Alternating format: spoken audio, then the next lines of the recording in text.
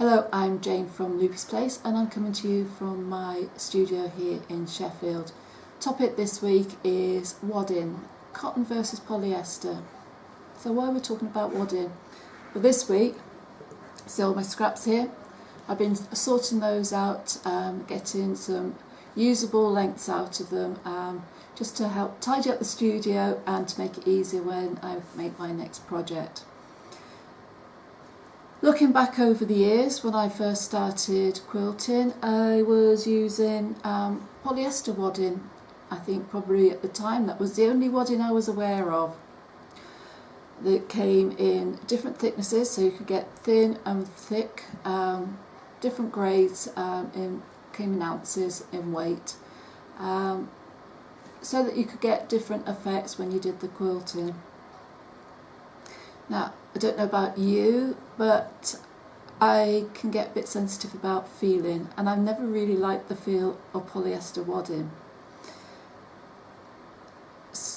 Slowly, I think it's probably through the influence of the blogs that I was reading at the time, I became aware of the fact that there was cotton wadding, so I tried that, and gradually that's become the only wadding that I use.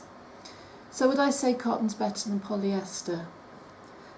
But let's put it this way, every type of wadding, not just cotton polyester, every type of wadding has its uses. It will have different properties, and you're going to have to work out yourself what your values are and what fits in with what you want to do.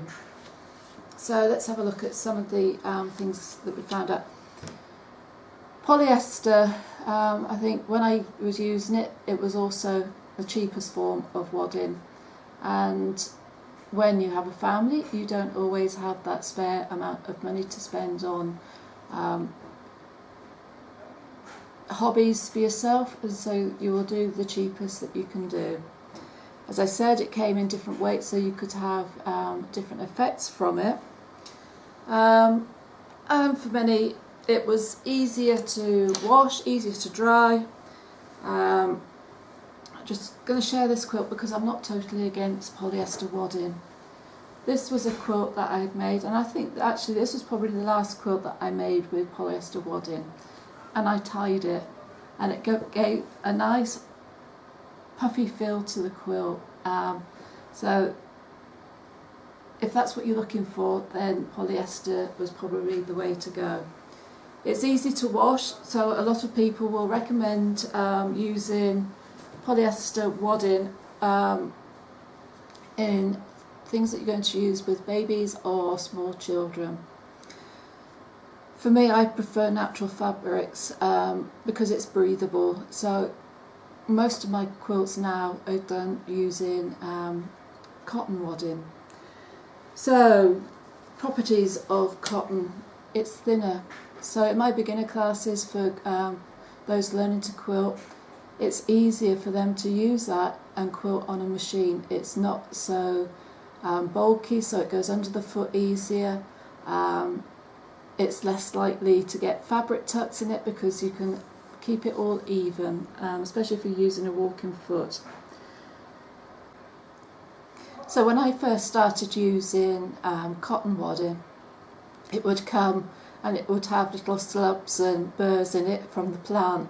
And it was natural, it was all part of the process, so I got used to it. Any bigger pieces that were going to interfere with the quilting or with the feel of it, I just used to pick off. These days, the processing has changed, so you have an ultra clean method. So all those slubs are now removed, so you get a cleaner and more compact fabric that you can use. Because it's a natural product, cotton, it has water resistant properties, so it doesn't soak up the water so quickly. As I said, it goes through the machine easier because it's thin and you're not trying to get as much bulk through. A lot of people, when they're hand sewing, find trouble with it. I generally just hand sew on smaller projects, and I found using a big stitch that it hasn't caused me a problem. Polyester is a lot smoother, so it has less resistance, so it can be easier to do hand sewn with that. When it came to the choices, I preferred the use of the feel of the cotton wadding, which is why I changed over, because the feel of polyester wadding in my hands used to just send shivers down my spine. And no other people have felt the same. But the fact that it's breathable, it's a natural process. But as time goes on, you become more aware of the processing and the impact on the environment, and so then you start having to weigh up what's better.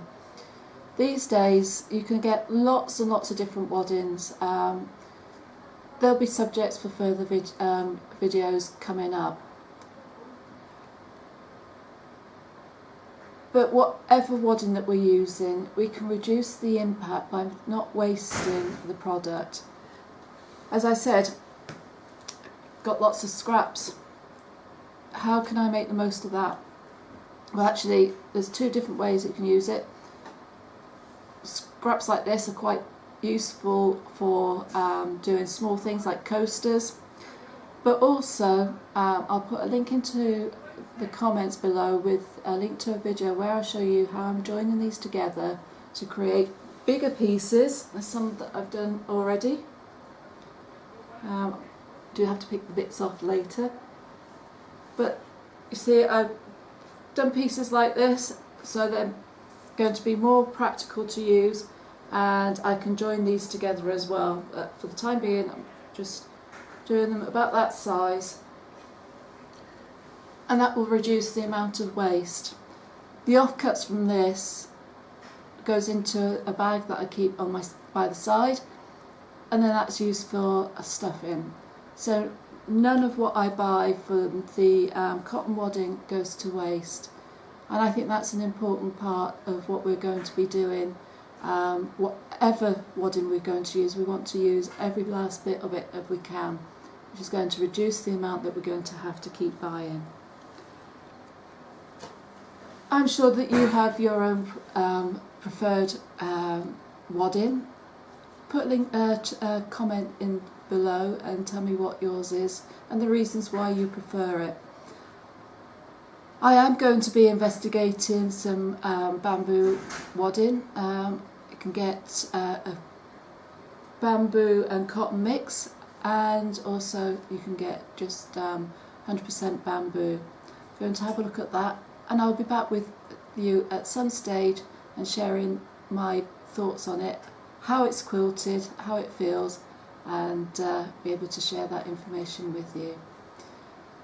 Don't forget to subscribe to my YouTube channel. That means you'll keep up to date with all the videos as they come online, especially if you hit that bell to get the notifications. If you have any questions at all, don't hesitate to get in touch, and I'll be back very soon. In the meantime, take care.